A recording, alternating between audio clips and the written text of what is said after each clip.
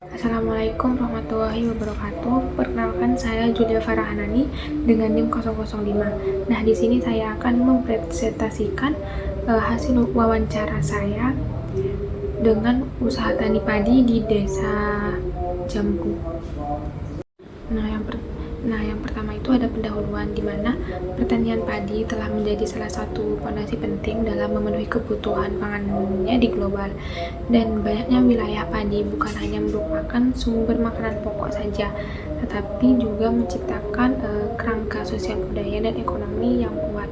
Namun meskipun pentingnya produksi padi, industri ini dihadapkan pada sejumlah tantangan yang mempengaruhi keberlanjutan dan produktivitasnya, di mana di Desa Jambu, Kecamatan Murna ini terdapat beberapa jenis biaya seperti biaya tetap, implisit, dan terdapat biaya variabel seperti pupuk, obat-obatan, tenaga kerja, dan lain-lain. Dengan jumlah petani itu satu yang menanam komoditas padi dengan luas lahan 0,3 hektar atau HA, di mana petani tersebut orang yang usaha pertaniannya itu atas risiko sendiri dengan tujuan untuk dijual, dan harga yang dijual itu 17.000 per kg. Permasalahan yang pertama itu ada permasalahan pada petani, di mana petani ini pada praktik pertaniannya yang kurang efisien dan berkelanjutan. Yang kedua itu ada daerah di pedesaan Jambu ini menghadapi kendala dengan akses sumber daya seperti modal, teknologi, dan pelatihan. Yang ketiga itu ada pendapatan petani yang seringkali rendah dan tidak stabil, terutama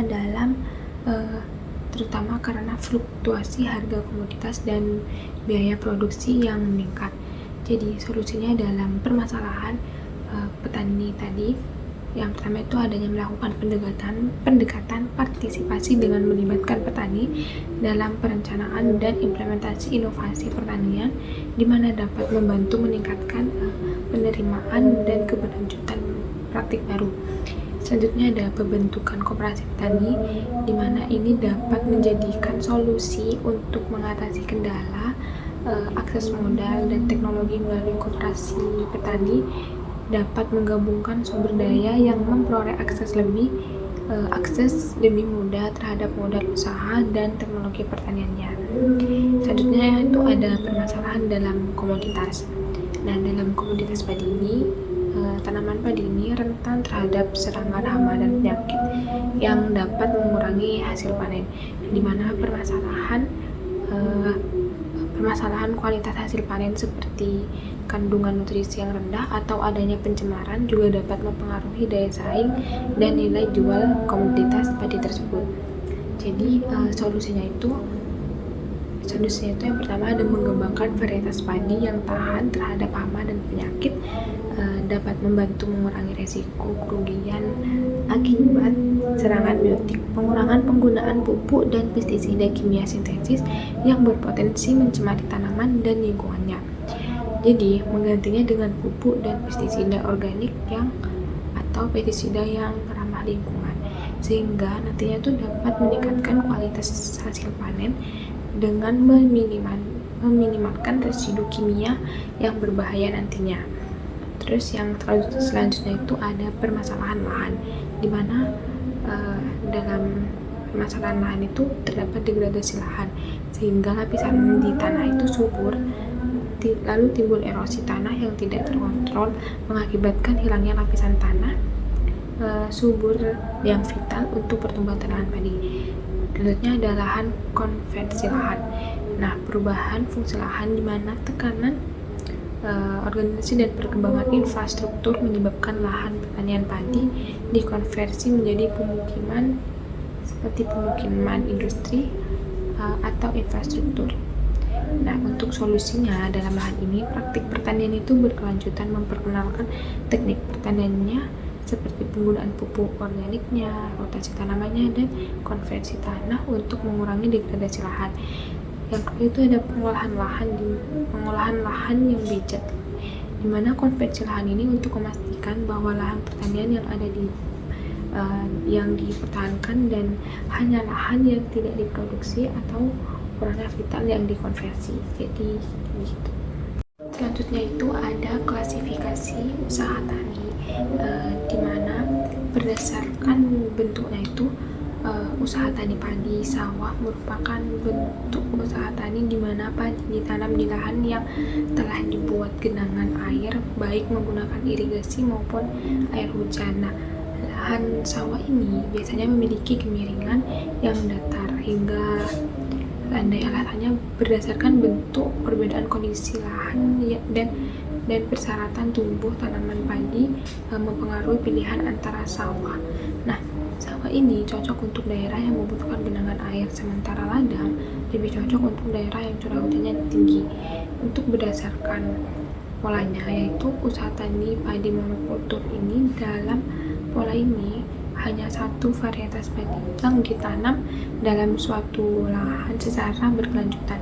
Alasannya, berdasarkan pola pemilihan pola usaha tani ini dapat dipengaruhi oleh tujuan produksi, keberlanjutan lingkungan, dan faktor ekonominya. Selanjutnya ada oleh tujuan produksi, keberlanjutan lingkungan, dan faktor ekonominya. Selanjutnya ada berdasarkan corak dan sifatnya. Nah, pertanian pada padi organik ini, kegiatan usaha tani ini dilakukan tanpa menggunakan bahan kimia sintetis seperti pestisida dan pupuk kimia. Usaha tani padi konvensional pada usaha tani ini, petani menggunakan bahan kimia sintetis seperti pestisida dan pupuk kimia untuk mengendalikan hama dan meningkatkan pertumbuhan tanamannya. Alasannya, berdasarkan corak usaha tani organik ini lebih menekankan pada keberlanjutan lingkungan dan keamanan pangan, sementara usaha tani konvensional mungkin lebih fokus pada peningkatan produktivitasnya. Nah, yang selanjutnya ini ada faktor-faktor input dalam usaha tani. Nah, dalam faktor input ini terdapat yang pertama itu faktor alam. Nah, lahan yang subur dan cocok sangat penting untuk pertumbuhan padi. Nah, lahan yang baik memiliki tekstur tanah yang sesuai, drainase yang baik, serta kandungan unsur hara yang mencakup tanah yang subur dapat mendukung pertumbuhan akar yang sehat dapat menyerap nutrisi yang baik bagi tanaman padi. Yang pertama itu ada air. Nah, faktor yang dapat mempengaruhi dalam pertumbuhan padi karena tanaman ini membutuhkan air dalam jumlah yang cukup untuk fotosintesis dan pertumbuhan yang optimal. Dalam usaha tani padi, sistem irigasi biasanya digunakan untuk memastikan pasokan air yang cukup bagi tanaman, terutama di daerah yang tidak memiliki curah hujan yang cukup. Yang kedua itu cahaya matahari. Nah, cahaya matahari padi ini adalah tanaman yang membutuhkan cahaya matahari dalam jumlah yang cukup untuk melakukan proses fotosintesis. Nah, cahaya matahari ini diperlukan untuk menghasilkan energi yang diperlukan pada tumbuhan perkembangan tanaman serta untuk membentuk klorofil yang penting dalam proses tersebut. Nah, yang ketiga itu ada suhu. Nah, suhu terhadap lingkungan juga merupakan faktor alam yang penting dalam pertumbuhan padi. Nah, padi ini biasanya tumbuh dengan baik dalam suhu yang hangat.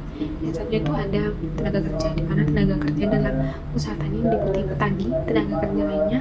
Jika tujuan usaha tani ini adalah untuk memperoleh hasil tinggi, maka sangat dimungkinkan petani tidak mampu mengerjakan sendiri semua tahapan pekerjaan dalam usaha tani sendirian. Petani membutuhkan tenaga kerja lainnya, baik yang berupa tenaga manusia, hewan, maupun mesin. Tenaga kerja manusia di mana merujuk pada pekerjaan yang dilakukan oleh manusia dalam proses produksi padi, mulai dari penanaman, bibitan. Terus faktor penting dalam tenaga kerja manusia ini di usaha tani padi termasuk keterampilan dalam teknik pertanian, seperti cara menanam, merawat tanaman yang efisien. Tenaga kerja yang selanjutnya itu ada tenaga kerja mesin, di mana tenaga kerja mesin ini mencakup penggunaan alat-alat dan mesin pertanian dalam proses produksi padinya. Dalam usaha tani padi, mesin-mesin seperti traktor, banyak sawah, dan lain-lain. Masih merujuk pada suatu aset yang dibutuhkan untuk memenuhi atau meningkatkan usaha tani padi. Nah, ini itu mencakup pembelian lahan, peralatan, pembibitan, pupuk, pestisida, sistem irigasi, dan infrastruktur lainnya.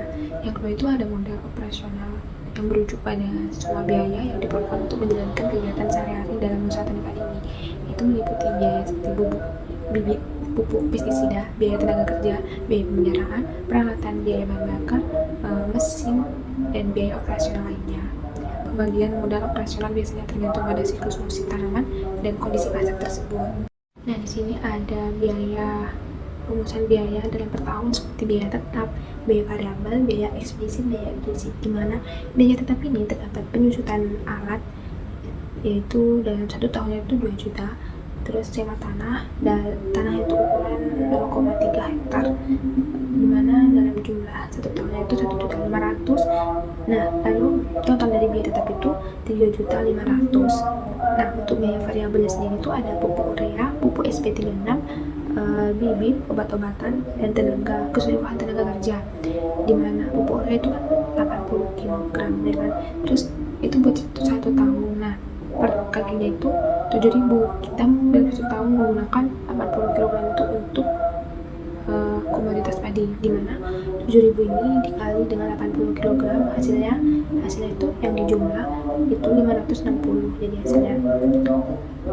Terus setelah itu ada pupuk SP36, dimana sama tadi dengan harga satuannya itu harganya itu 8.000, jadi dikali kita membutuhkan 50 kg dalam 1 tahun, dimana 50 kg ini dikali dengan harga satuan pupuk SP36 8.000 kg, jadi hasilnya itu 4 juta.